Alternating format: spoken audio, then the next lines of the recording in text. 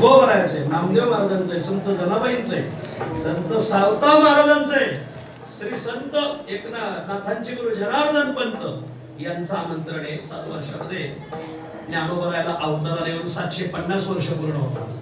4 वर्षामध्ये संत शिरोमणी नामदेव महाराज आणि संत जनाबाई आणि त्यांचं 14 जणांचं कुटुंब यांना समाधी घेऊन 675 वर्ष पूर्ण होतात. नाथांचे गुरु जनार्दन पंत यांना समाधी घेऊन 450 वर्ष पूर्ण होतात. पैठण उत्सव आता चालू. तदनंतर श्री संत सावता महाराज यांना या वर्षी अवताराला येऊन बरोबर 775 सप्तशतकोत्तर अमृत महोत्सवी जन्म महोत्सवी वर्ष आहे. तदनंतर तपोनिधी नारायण महाराज देहूकर यांना अवताराला येऊन 375 वर्ष पूर्ण होतात. आणि जगद्गुरु तुकोबरायचं सरत 375 वैकुंठ गमन 1606-7 मुहूर्त माझ्या जीवनात हे पहिलं उजेडलेलं वर्ष असं दिव्य भव्य वर्ष. म्हणून आपल्या सर्वांच्या जीवनात हे दिव्य भव्य वर्ष उजेडलंय. सगळ्या महाराष्ट्राला जिथं जिथं टाळ वाजत असो, ते महाराष्ट्रातले असो, कर्नाटकातले, तेलंगणा, आंध्रा, गुजरातमध्ये वारकरी संप्रदाय, मध्य प्रदेशात आहे, जिथं जिथं परराष्ट्रात असते सर्वांना आमंत्रण आहे की खूप मोठा उत्सव साजरा. 4 उत्सव साजरे होतात. पहिला आहे भंडारा डोंगरावर, दुसरा आहे लातूरला, तिसरा आहे पंढरपूरला आणि शेवट आहे धुळ्याला. तर तुम्हाला सर्वांना विनंती की आपण सर्व मंडळींनी या उत्सवाचा लाभ घ्या. आता सर्वात पहिला उत्सव पुणे जिल्ह्याच्या वतीने, पुणे जिल्ह्यातील सगळी गावं, सगळ्या वाड्या, वस्त्या, तालुके आणि संपूर्ण जिल्हा, पुणे महानगरपालिकेची गावं, पिंपरी चिंचवड महानगरपालिकेची गावं सगळ्यांना एकत्र करून भव्य दिव्य उत्सव साजरा होतोय. 23 जानेवारी ते 31 जानेवारी 2 पारायण, 2 मंडप आहेत. एका मंडपात गाथा पारायण, एका अभंगाला 1 वाचन आणि एका मंडपात ज्ञानेश्वरी पारायण. ज्ञानोबरायचं 750 वर्ष आहे. एका ओवीला 1 वाचक आहे.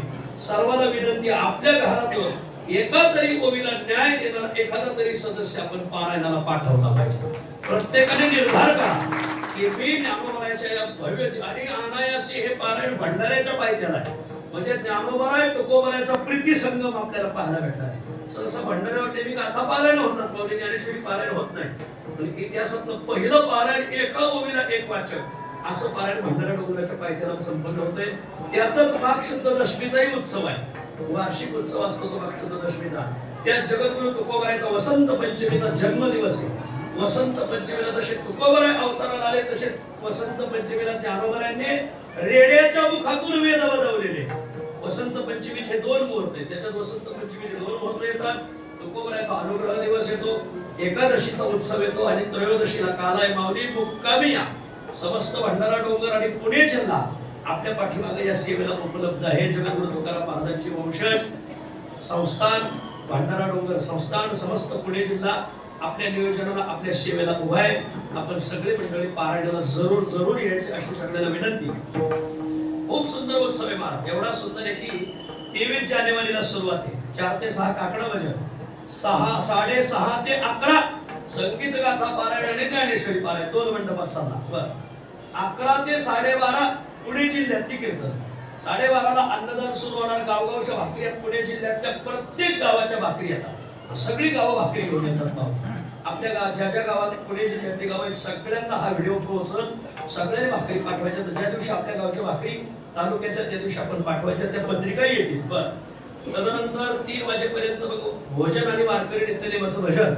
तदनंतर 3 ते 4 हरिपाठ. 4 ते 6 भंडारा डोंगरावर ज्ञानोबरायचं चरित्र कथा आपल्याला ऐकायला मिळतात. तुकोबरायला किती आनंद वाटतो मला, खूप आनंद. कारण तुकोबरायने ज्ञानोबरायचा महिमा वाढवलेला आहे. समोरचा गाभारा मंदिर तुकोबरायने बांधलंय. तिथं 2 देवला मध्ये. एक तुकोबरायने माऊलीचं मंदिर बांधलं. तो देहूकरांनी ज्ञानोबराय आणि तुकोबरायचा पहिला पालखी सोहळा सुरुवात केला. देहूकराच्या कीर्तनाची सुरुवात आजही ज्ञानोबरायच्या अभंगाने रूप पाहता लोचनी याने. आमच्या देहूकरात कीर्तनात ज्ञानेश्वर माऊली भजने, देहूकरात दिंडीत ज्ञानबा तुकाराम भजने. नाही ज्ञानबा तुकाराम भजनाचे जनकच तपोनिधी नारायण महाराज देहूकर आहेत.